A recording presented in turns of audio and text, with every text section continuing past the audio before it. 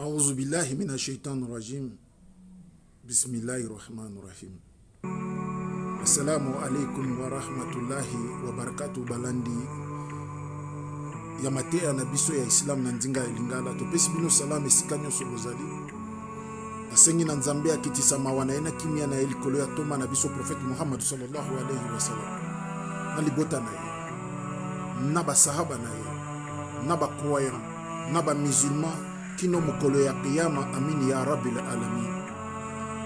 Lelo na lingi to kabola na bino eloko moko ya mopuse me ya motu ya penza sujet ya rappel na biso ya lelo ezali kolobela ba misusu.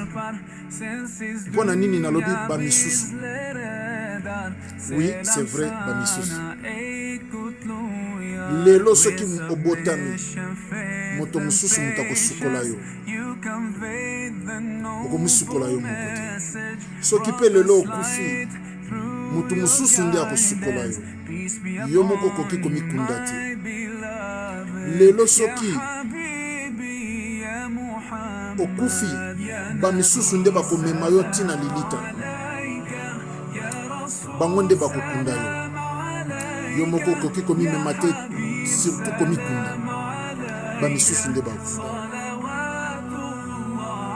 Alors on a mis une question, pourquoi tant d'orgueil, tant des histoires na kacha mokilio sokozo tambola ndre yo nde mkolo mokilio kaka poli kolo nzamba pesi yo mwali place moka moke obuleke mokili mobimbe komi ya yo.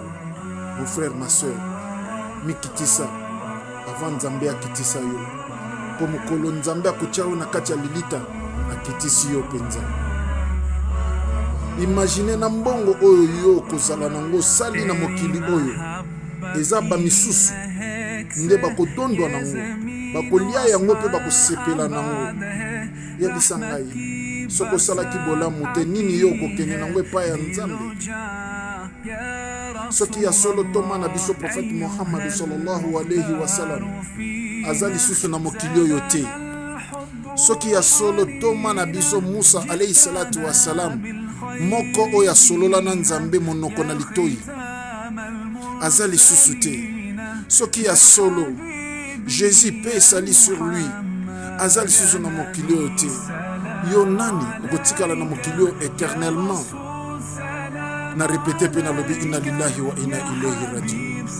Na pesi bino conseil na mipesi pe conseil to banga nzambe to tubela avant porte ya tubele kanga.